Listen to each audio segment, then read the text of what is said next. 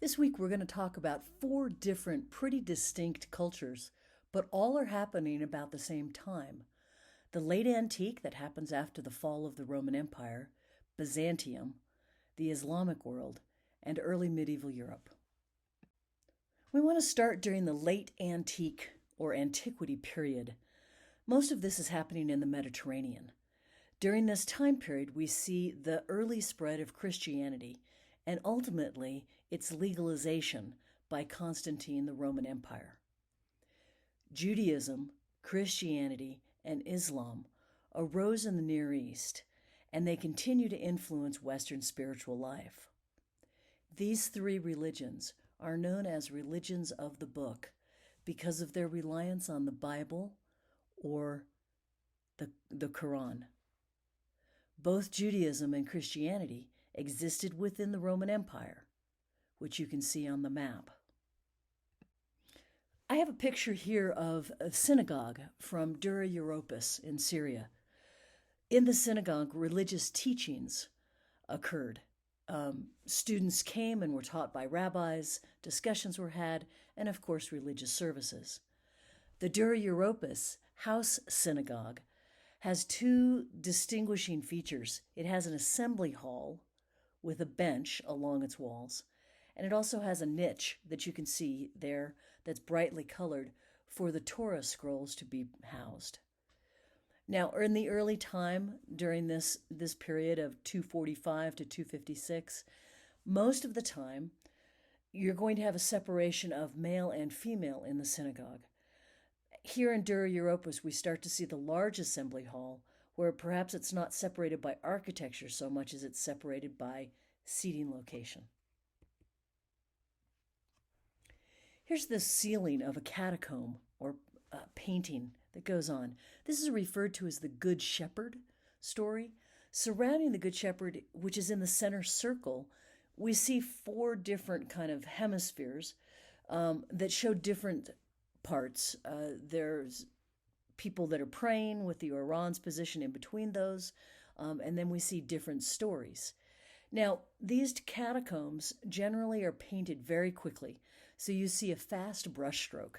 Now, imagine, if you will, being in the catacomb where you have dead and decaying bodies. You probably wouldn't want to stay very long.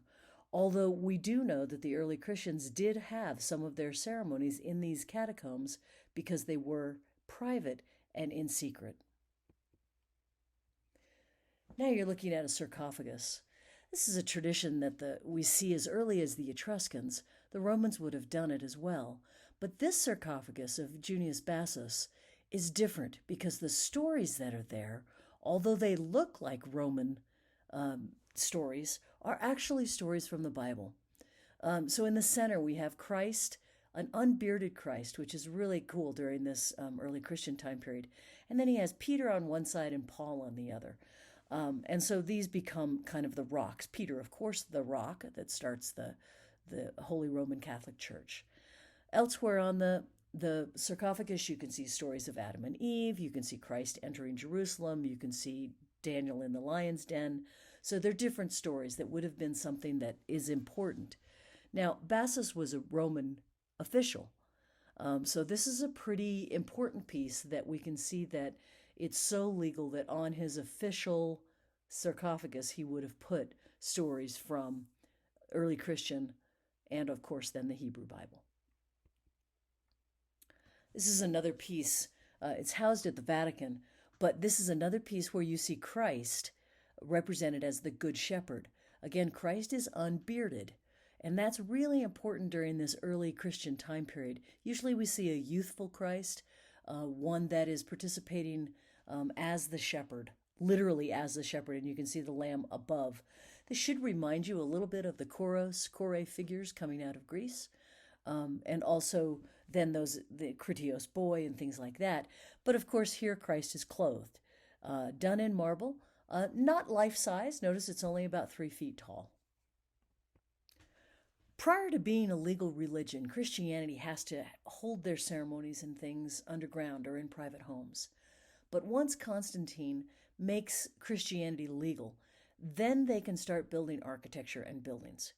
Now, the architecture that's in Rome are basilicas, right? Forums. They're the great Roman meeting houses and the government places. And so the early Christians start to take parts of the Roman society to make them what their architecture is going to be. So at the beginning of this, you see a gallery or a cloister. This will become the beginning or the atrium before the narthex of the church.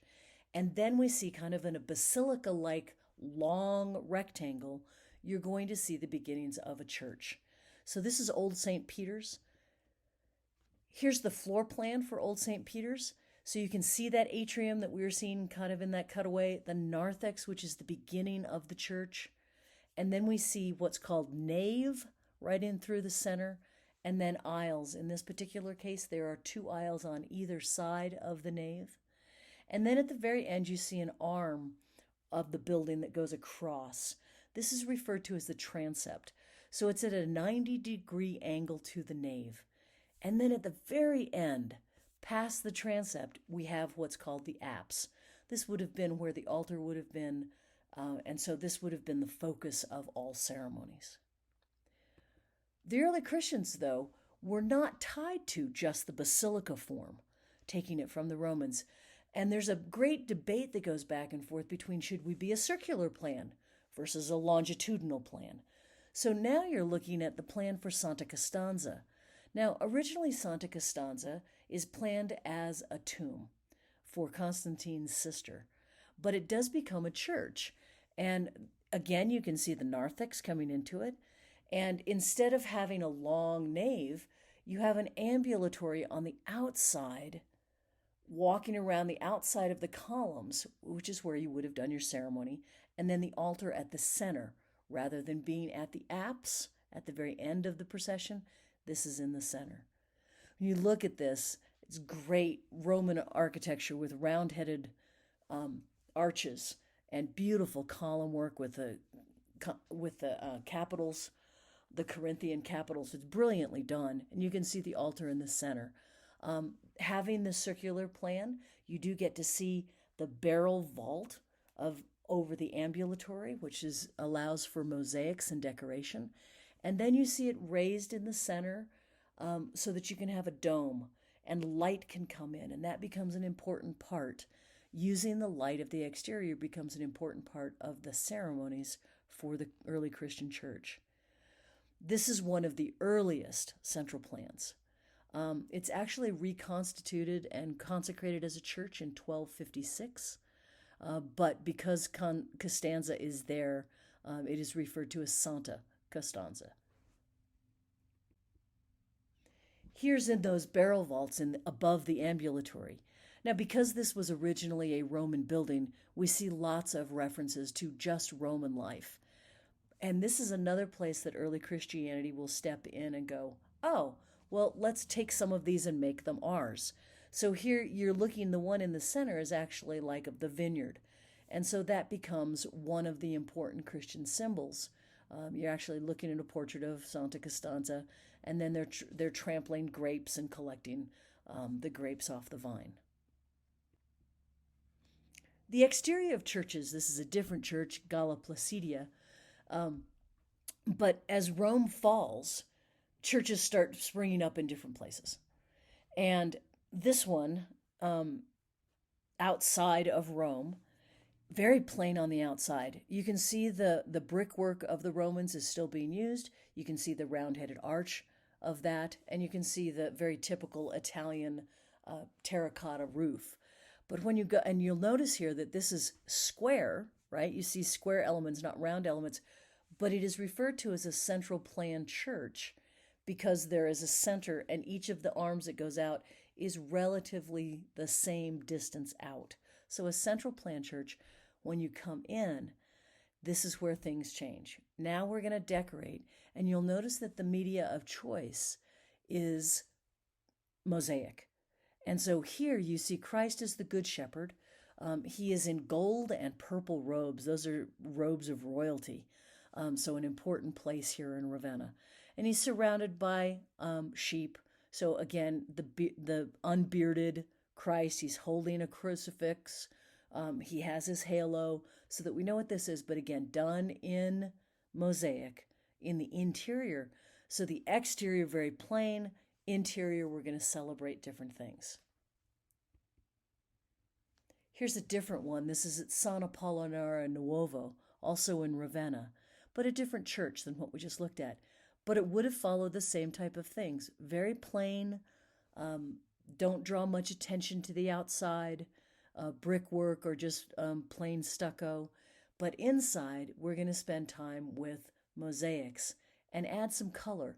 And use, again, you see Christ here in the center. This is the miracle of the loaves and the fishes. So one of the times where he leaves Jerusalem and he goes out to preach, and people come and they start to be hungry. And so they take the few pieces of bread and the couple of fish that they have, and Christ blesses them and they're distributed and they have enough for everybody that's sitting there. So one of the miracles. But here again, you see Christ in the unbearded, not with a full heavy beard. We'll see that coming up in a little bit. But here he is still wearing those imperial robes, and he hands the bread to one side and the fishes to the other to his apostles so that they can distribute that. Okay, so that's kind of the highlights of the late antique. So let's look at what happens with the Byzantine Empire. After the death of Justinian in 565, this is what the map of the world looks like. You'll notice that Italy is still pretty important, and you can notice coming up toward Venice, up the eastern coast there, you'll see Ravenna. That's the city where we just were. And we're still going to have lots of things going on in Ravenna. That is one of the capital cities. But we also have a kind of a rebirth going on in both Greece and then also over in Turkey and Syria. But you can see how on this map it takes it all the way around the Mediterranean, even all the way to Gibraltar and the lower part of Spain and Portugal. During this time period of the Byzantine or Byzantium, one of the most amazing buildings is in Constantinople or Istanbul. This would have been one of the capital cities for the after the Roman Empire leaves Rome. And although it begins as a Christian church, it has now been changed into a mosque. And so you can see the minarets around it, and we'll see the interior is also changed because of the religion that now houses this building. But when you look at this, you see a central plan church. You see a center dome. You see the parts are going out kind of equally in all directions. We have a very elaborate front to this building or facade. And when we go inside, here's a cutaway that shows when we have all those domes and semi-domes, what happens. And look at all the windows that we're able to put here in Hagia Sophia, which is the Church of Holy Wisdom when it starts. And then when you look in, look at the size of the height that we get with the domes versus the size of the people. Look at the light that's able to come in because of the lights at the bottom of the dome, as well as the buildings that are the side walls that are all open with light. This is a really important thing. Now inside it has been decorated as an Islamic building, so that's a little bit different than what it would have looked like originally. But still, this idea of this beautiful place to worship, lots of ceremony, and then a sacred place at the final apse or the place of the altar. After seeing these brilliant buildings in Constantinople and then Istanbul, we come back now to Ravenna. This is where Justinian is going to be the emperor, here in Ravenna. And again, we return to that kind of plain church. You see a nice buttress happening here on the side that supports the wall of the church so that it stays in. But now we're able to open the wall up with a little bit more light. So we see a number of windows.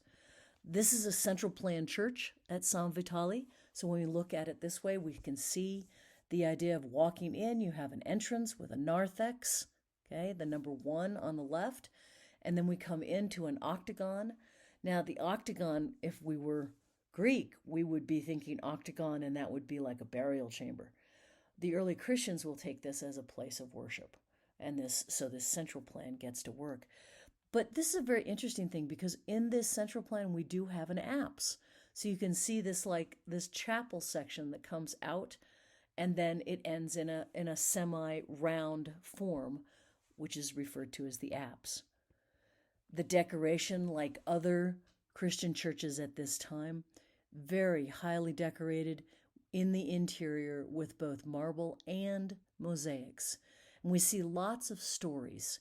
So we start to tell the stories of the Hebrew Bible and also of the New Testament.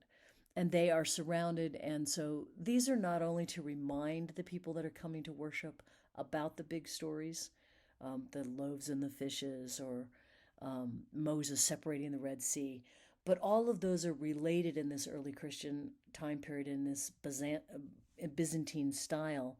It's decorated in the Byzantine style, are made to help people who are not literate. And so we tell them stories, and then we give them the morals of the stories. We go toward the apse. You see this beautiful altarpiece surrounded here, semi round at the back, 3 beautiful windows. Up in the top, you see Christ sitting on the orb of the world. He is still unbearded. And we see apostles and Mary to the side. It's beautifully done. You can see lots of brilliant gold, which is very, very heavily used during the Byzantine. And then we also see these figures that it may be some part of the mosaic, but it also might be the style of the Byzantine, that we're more concerned about the decoration than we are with trying to make these figures feel like they're taking up space. So they kind of come across as being fairly flat or two-dimensional, if you will. Now, I said that Justinian, who is the emperor, was here at Ravenna. And on one side of the apse, we see this particular piece. So Justinian stands in the center. He's wearing the purple royal robe of the emperor. He has on not only a crown, but he gets a halo. That's interesting. And he gets to bring the bread for the Eucharist. Standing next to him is the bishop, Maximanus. He's identified not only by his name, but by the garments that he wears. And if you look very carefully at the feet, you can see that the bishop is closer to us and so further down on the frame, but we're not really quite sure whether Justinian's standing in front of the bishop or the bishop's in front of Justinian. The bishop is closer to the bottom, so it looks like he might be standing in front. But if you look, the left elbow of Justinian is covering parts of the robe of the bishop. And so what's real interesting is, like, who's really in charge, the emperor or the bishop? The bishop is surrounded by people that are helping during the service, and Justinian is surrounded by his counselors and advisors. And then also you see, over to the side, you see his soldiers. Opposite of Justinian is Theodora, one of his wives. Well, it is the wife of the time. Theodora, if you look very carefully at this, she gets to bring the chalice, which will be used during the Eucharist. She is attended by her ladies in waiting. One of the priests comes out to take and accept the chalice, and then you'll see that there is a curtain where we're going to be admitted into. It's very interesting that before the curtain is a font. So we have this baptismal or fountain, right? So we have a baptismal font. So we know that the women are outside of the church, and that only the priest, it looks like, the 2 priests are going to go into the church while the women are going to stay outside. And that's a really interesting section here in this early Christian and Byzantine time periods. Again, Theodora wears the royal robes. She's got purple and gold, and these are done all in mosaics. Lots of color, very plain exterior. During the Byzantine, however, we start to see a change in how Christ is shown. Christ becomes what's called the Pantocrator, or the person who judges. And so we see him often now with a beard, and we see him with robes of red and blue, faith and love. Often he is holding a book, sometimes symbolizing that we will be judged against this book or this record. And the other hand often is raised in a piece or a blessing sign. So again, this is done in mosaic, this one in Italy, but it's done in the apse. You can see the altar down below. But as we look up, the look of Christ is changing toward the end of Byzantium. Here's another thing that happens very much. And this Byzantine, you'll notice the date, it's the 11th and 12th century. Some of these are still being painted in this icon fashion today.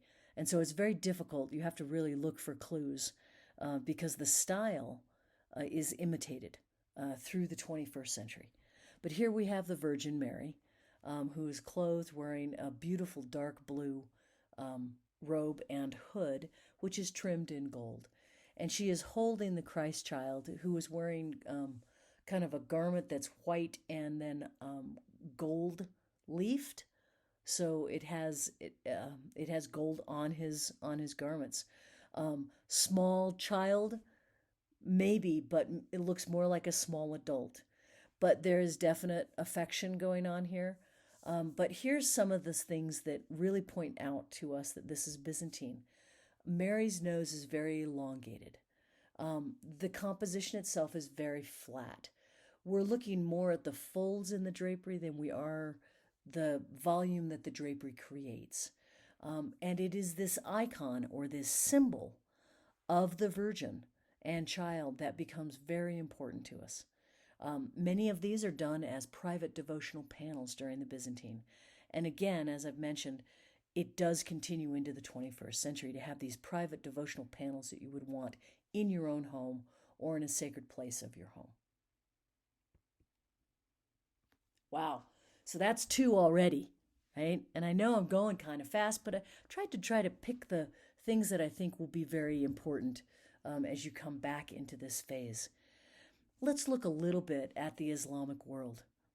Now, the Islamic world, obviously in the Middle East, does spread.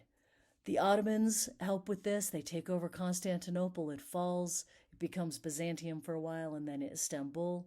And they start to creep into Europe. You can see that with the expanse of the green. Look at the expanse across northern Africa.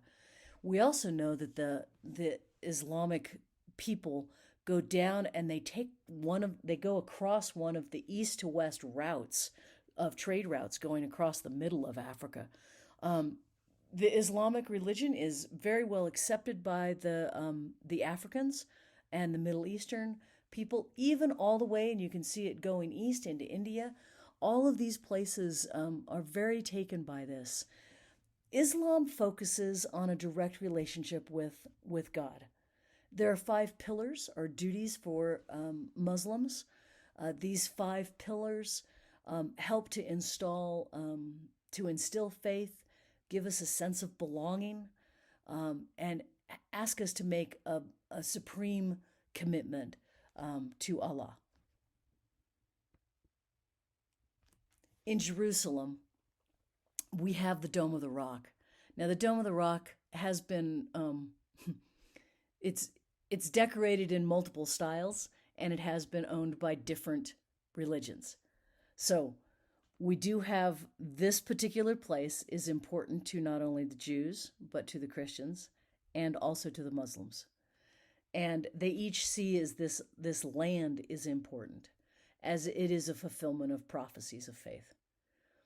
The Dome of the Rock imitates the central plan churches that we saw in Ravenna and in Istanbul of the both early Christian and also of the Byzantine time period.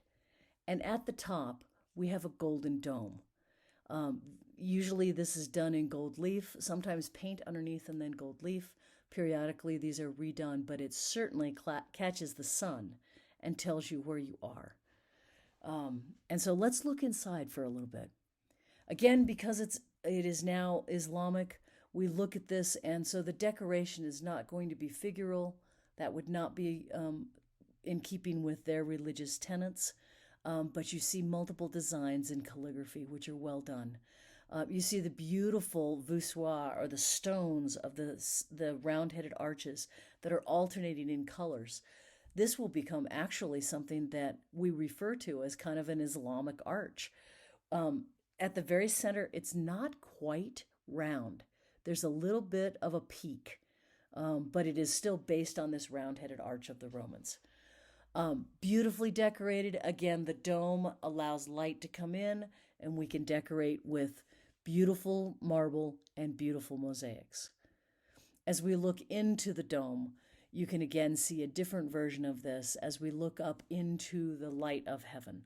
And I think that that's an important part of all domes, in fact, whether they are Christian or Jewish or Muslim, that idea is that we are looking up, that the Creator is above us and around us.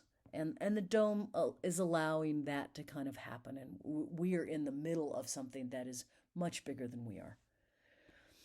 Because the Muslims do go into northern Africa and across the east-west trade routes, we do get to see mosques built in different places in Africa. This one in Tunisia. Beautifully done, very, very plain on the outside again, but would be lavishly decorated on the inside. One of the finest surviving examples of Muslim architecture, Islamic architecture, is actually found in Spain, in Cordoba. The mosque here, looking at the interior, uses columns and those beautiful alternating color marble stones. Cordoba emerged as a major commercial and intellectual hub. And so when lots of intelligent and artistic people come to the same place, we generally have a flourishing of art. And that does happen here, and the architecture is brilliantly done. Still looking at the Great Mosque here, we see the start of several different types of arches. We have a semicircular arch with a single center point. So we've seen those, and we know where the arches spring, where they start, and then they come together. We have a horseshoe arch where the center point is slightly above the level of the springing point, so that it kind of pinches to the center and kind of creates a little bit of a point. We have a pointed arch, which has 2, sometimes 4 center points. It depends on what they're trying to do, but you can see those points coming to the center. And then we have what's called a keel arch, which has flat sides and more slopes, where other arches are actually inside of those. And then that culminates in a pointed apex or a top. So lots of different types of arches are being played with so that we can try to open up the wall as much as possible while still maintaining the ability to build. Some of the most beautiful pieces that come during this Islamic time period are done in calligraphy. This particular page is a page of the Quran that is done during the 9th or early 10th century. This is done with ink and then gold. And so generally what they would do is where you can see the gold, it's actually gold leaf. They would actually put a glue down on the page and then put the gold leaf on top of it, and where they'd put the glue, the gold leaf would stick, and then you brush it off and collect all your gold, and then you can use it on another piece. The calligraphy is done in a very graphic style, and really, really, really beautiful. It's something I believe that this is a great time period for this. Manuscript illumination is very important during this time period. This particular folio or page is coming from the Blue Quran, which obviously. The parchment here has been dyed so that it looks rich, and then the calligraphy is done in gold leaf. So it is beautifully done, and a great example of manuscript illumination where the calligraphy is telling it and showing the art. Wow. So we're moving. There's a lot to cover, but let's come back into Europe. I want to look a little bit into this early medieval time period. The early medieval time period will be kind of run by the Merovingians for a little while, and then the Ostrogoths, and then the Visigoths. People at different clans are, they're fighting for control and power. We have the establishment of many cities.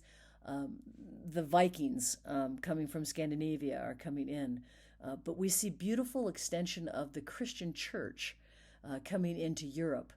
And and how that influences some of the art and some of the things that are going on.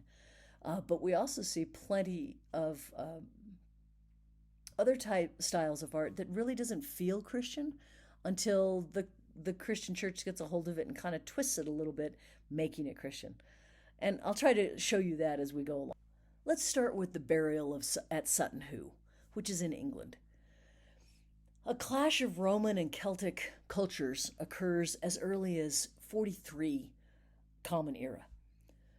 A new Anglo-Saxon and Hiberno-Saxon culture is formed by the Celts and Germanic tribes and Roman traditions. Metalworking is one of the things that this Anglo-Saxon group does really well.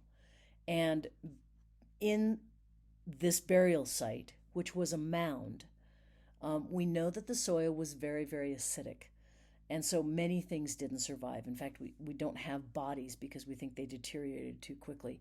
But we do have metals, and metals with glass and cloisonné enamels, which are done with in this garnet color. You're looking at a purse lid. You can see the hinges at the top that would have been connected probably to a piece of leather. And then this would have closed that, and then you can see the clasp at the bottom. Mrs. Pretty, who was the owner of this property, hired a person who was a good archaeologist, but not with any degrees. And he comes and he digs at this place, and they discover this piece, which then, of course, all the museums want to get involved with. It's a great story, and I think there's even a Netflix movie about it that's worth watching. It's very interesting. But Sutton Hoo gives us some beautiful blending of some of the interlacing style that we see coming out of Ireland. We can see here in the center, we see matched birds that are coming together in the center. And then on either side, I don't know if you remember, but that hero pose that we saw first, wow, all the way back in Egypt, we have a center person and then we have a matched animal on either side. So beautiful pieces. And then these are done, a cloison, you make out of gold, you make a little box and then you fill it with a melted glass, which then hardens and then you can polish. Or you put in a stone that is cut and then inlaid. So you have two different options here, but beautifully done. The Sutton Hoo purse lid. Here's one of my personal favorites from this piece. This is a belt buckle. And look at the beautiful work that is done here. The interweaving is called interlacing. And when you start to go through the burial chamber pieces, you'll see lots of this beautiful metalwork because, of course, it survives. And this is done in gold. Gold, when you don't mix it with alloys, will stay gold. There's nothing there to deteriorate it, right? It's when you start to add alloys, silver and nickel and copper, to change the consistency and the color of the gold, that it starts to tarnish and lose its luster.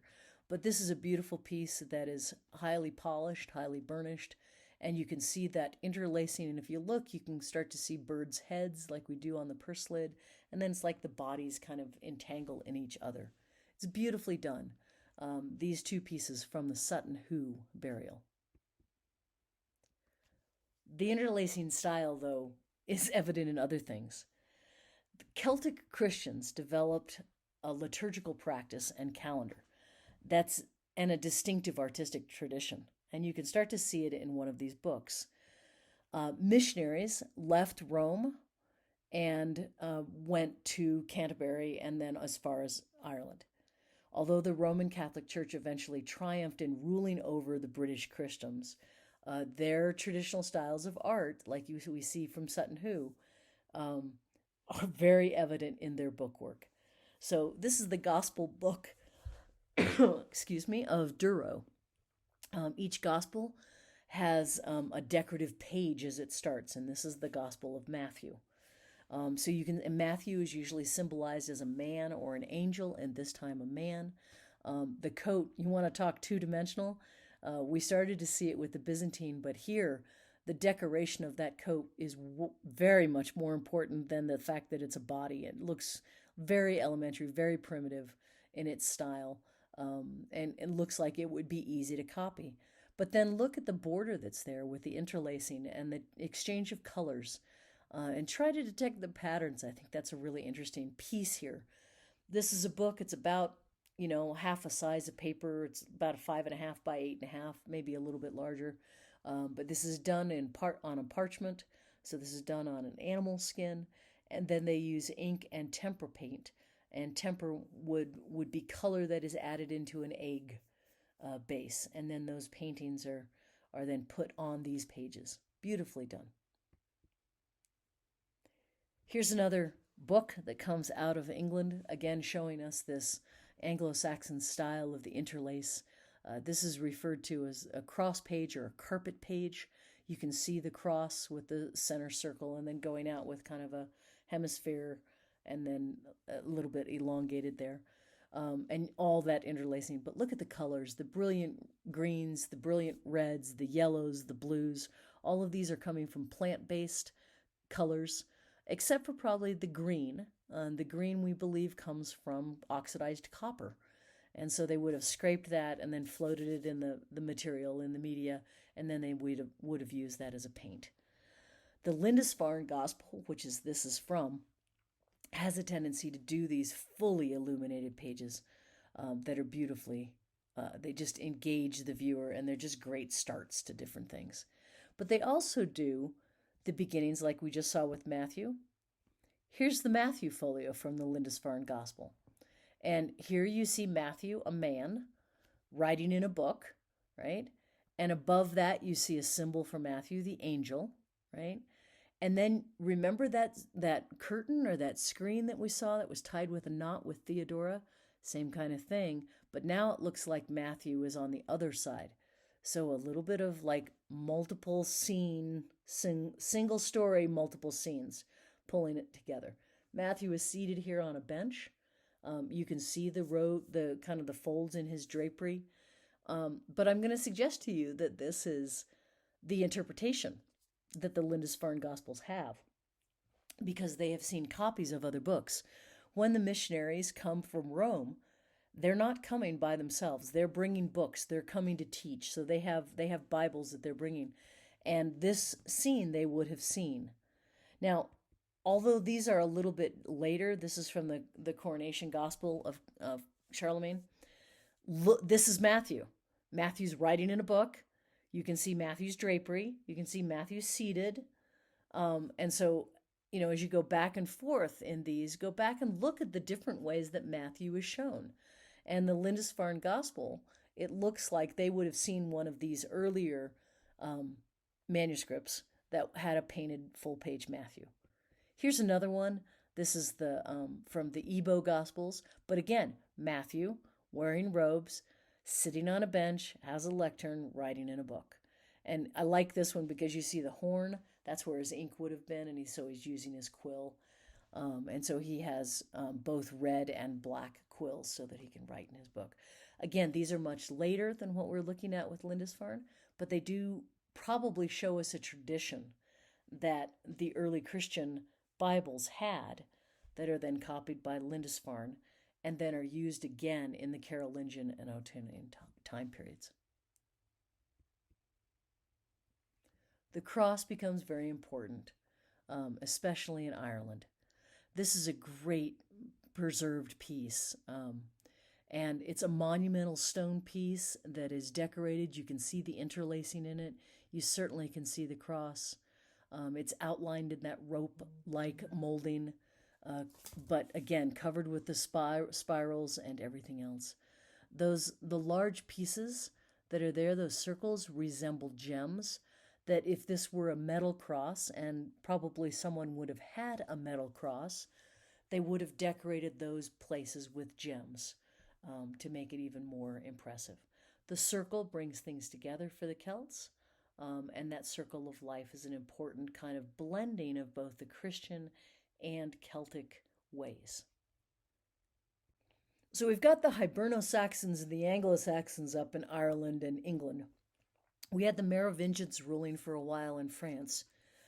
And eventually, one of these groups, the Northern Gaul, established a dynasty under Charles the Bald. who later calls himself Charlemagne.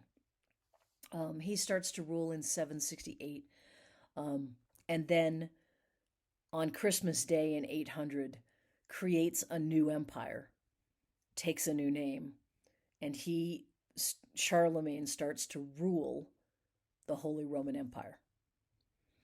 You're seeing him here in a bronze equestrian sculpture. This one, notice the height is only 9.5 inches.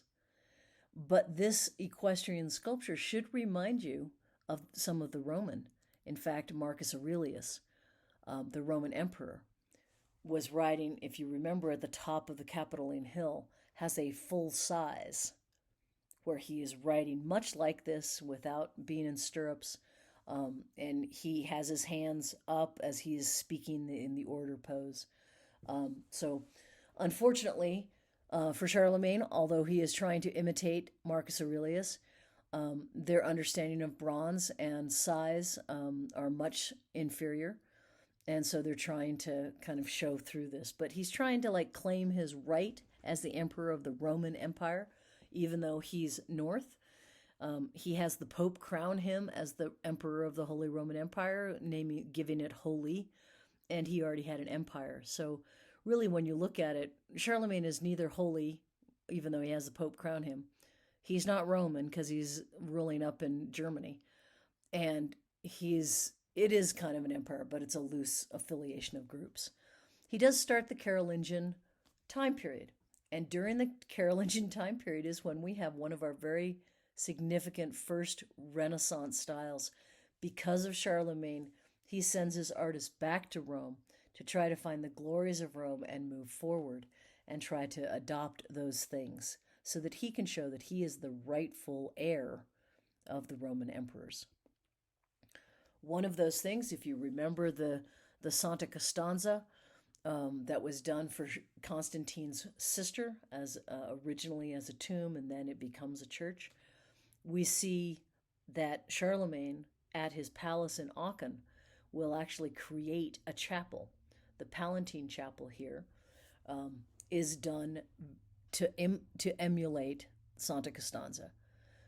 And so he comes in, he does a central planned church, he makes these beautiful stories. He has a very elaborate westwork or front of the building, which will become something important in the Germans. But the core of the building has an ambulatory, like we've seen, and then up on the second story, he has a gallery. So he has a floor where he actually can sit. And then we see lots of colored stone inside and outside, where we're now trying to do a couple of things, not only decorate just the inside, but we're starting to see the exterior be a little bit more tended to. So we come into the Palatine Chapel. You'll notice here the ground floor where you can see the chairs, beautiful chandelier. You can see the second story gallery. Charlemagne would have sat there. You can see above that where it opens and has kind of a dome-like, obviously it's an octagonal dome. You can see a window from the exterior coming in. Charlemagne, we think, would have been one of the first to use what is called the rose window that we'll look a lot at during the Romanesque and Gothic time periods. But here he's definitely emulating the power of Rome and trying to bring that to legitimize his reign as emperor. Another place that we see this happening in Germany is we see the Triumphal Arch. Now, in the Roman Forum, we would have seen many of these. Emperors would have gone out and on their different, should we say, adventures, where they would have conquered different lands. They would have come back and they would have built a triumphal arch and put it in the Forum as a way to say, look at what I've done. This is being used as the entry to the city. So this triumphal arch idea definitely coming out of Rome, and then decorated. And again, you can start to see the exterior of buildings is starting to be different than it was when we were first starting with the early Christian or the late antique period. During the Carolingian time period, we also have the rise of monasteries. What you're looking at is a drawing and then a layout of it, so the drawing on parchment. This is St. Gall. The architects contemplated how to combine work and prayer to create a community. And the abbot here developed, who is the head of an he's the head of the abbey or of this community of brothers.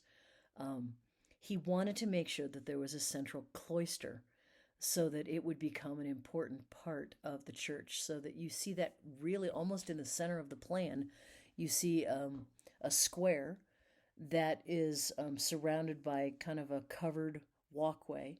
And those would have been places for meditation, for reading, for study.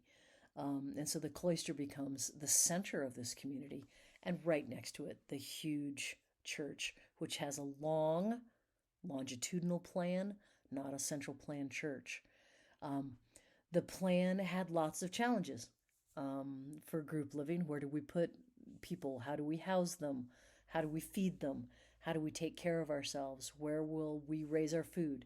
And so these brotherhoods, these monasteries, as they'll be called, um, develop into self sustaining communities. But this is a beautiful plan, pretty adventurous going on here. After Charlemagne dies, there's a series of rulers who are, their first names are Otto 1, 2, and 3. This is a manuscript illumination from Otto III, his gospel book. But now, instead of just having the gospel book with the authors of the gospels, Matthew, Mark, Luke, and John, here we're going to have a full page of the emperor sitting on his throne, holding the orb of the world and holding his staff, wearing his crown, just in case you were having problems identifying who was who. And he is surrounded by his advisors and the church on one side, his advisors on the other. And so, again, here's another example of very, very flat. It kind of reminds us a little bit of that Byzantine style. We know he's on a throne. We can see the throne, but it's so awkward that perspective is real tipped up and almost coming right at us. I think it's interesting that you see the lion claws on the feet, and then you see the little cub heads up there on the throne. Those kind of remind me a little bit about what we saw up in the Celtic world, in the Hiberno and Anglo-Saxon world, how things are blended there and we bring the animals into it. But you can start to see here lots of drapery, how it's handled. We have people, we're doing, not all the people have the same look. Their faces are similar, but they are individual. But the elements and the hieratic scale are things that we have seen from antiquity. The color is different and is being used in a different way. So I think that's a significant thing as we move into the Ottos, or what is referred to as the Ottonian. So that starts here 997 and it's going to go till about 1100. One of the major buildings during this Ottonian time period is St. Michael's. This is here at Hildesheim in Germany, and we can start to see the building blocks of a church, right? So you see, at this point, you see that this is a long nave. We can see the roof in the center. We see two large towers, two square large towers, one in the east, and you can see on the right side of the slide, you can see a rounded end. That's the apse, and the other side will be the entrance. And you can see the entrance is not only got that large square element, but it's got a tower on both sides. You have to look carefully to see the one on the far side. But that's the westwork. And so those will become the entrances. Now, if you go back and you review, Old St. Peter's had a kind of a cloister out front, or an atrium that we came into, and then had a narthex or a porch area before you entered the church. And here in Germany, what we'll see is towers, and westwork becomes very important. Here's the floor plan and then a cutaway of St. Michael's. And so you can see I think you can see very wisely here. You can see the apse end, and you can see how all of this is happening. And here's the inside. Notice that the ceiling is flat. So this would have been done, we would have had wooden rafters, and then we would have put a flat ceiling, but it is painted. So we have very, very plain architecture. Look at that change of color. Look, that Islamic change of color in the voussoirs or the stones as we go up and over. And then you start to see as we go down, we have a column, and then a pier, a square element.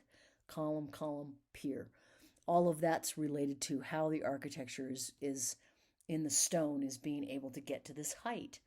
So it's not a great height, and it's something that we will look at more in the Romanesque and Gothic.